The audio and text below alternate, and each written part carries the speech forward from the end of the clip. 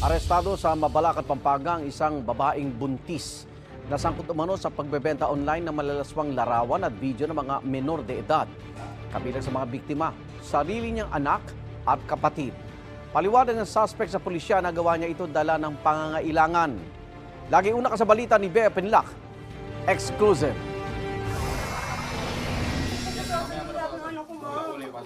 Ma! Huwag pong ganun, ma! Ma! Ma! Mama! Mama! Mama, Papa! Ha? Binakuha po nila ako pa! Inaresto ng pulisya ang isang buntis sa kanilang bahay sa Mabalacat, Pampanga nitong Miyerkules. Kinuha naman ng isang social worker ang 3 taong gulang niyang anak na babae. Ang sensitibong larawan at video raw kasi ng bata, inilalako ng babae online kasama ng mga video at larawan ng iba pang menor de edad. Yung 3-year-old na victim natin ay inaalok through online yung mga malalaswang video at larawan ng kanyang ina na ito yung suspect natin. Ito yung mga mga nude pictures nilang mag-ina na madalas niya ibigay is yung kanyang sariling anak. And then nung nalaman niya na good payer kami, sa kanya in-offer yung other minors. Huwag niyo po kumulagan. Anak ko yan, ubod ng tigas ng ulo. Mama! Kung anong ikakabuti sa kanya, kung ikulong niya, sige. Hindi naman pumalagang magulang ng babae nang arestuhin ang anak.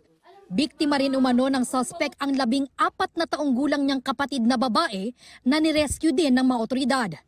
Patuloy naman ang pagsagip sa iba pang kaanak ng suspect na posibleng ibinugaw niya rin umano online. Sa mga ganitong kaso kasi, kailangan din naming alisin sa harm yung iba pang bata na nandun sa environment na yon or yung sitwasyon na yon o yung place na yon. Ayon sa pulisya, hindi bababa sa 2,000 piso ang singil ng suspect depende sa nilalaman ng litrato o video. Ang karaniwan niya raw parokyano, mga dayuhan. Mga foreign national na maka-access through online at merong pera na pwedeng pambilyan itong mga ganitong images o kaya video. Mama, wag, mama, nanganganak pa ako, ma. Alam ko yun. Ma! Huwag niyo po pupusasan, di ba yung mga tatangan? Sa BGMP, meron silang tugon o tamang pangangalaga sa mga ganitong kaso. Dito sa amin sa WCPC na makakaasa rin na kung ano yung nararapat na pangangalaga ay ibibigay sa kanya. Hindi na nagbigay ng pahayag ang suspect sa harap ng kamera. Pero ang sabi raw niya sa pulisya, The usual reason kung bakit nila ginagawa to is to demand for their basic needs, lalo na 3 years old lang yung bata at siya ay 5 months na pregnant.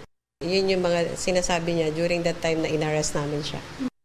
nakaharap ang suspect sa reklamong paglabag sa mga batas kontra online sexual abuse and exploitation of children at trafficking in persons kaugnay ng Cybercrime Prevention Act. Ito ang unang balita. Bea Pinlac para sa GMA Integrated News. Igan, mauna ka sa mga balita, mag-subscribe na sa GMA Integrated News sa YouTube para sa iba't ibang ulat sa ating bansa.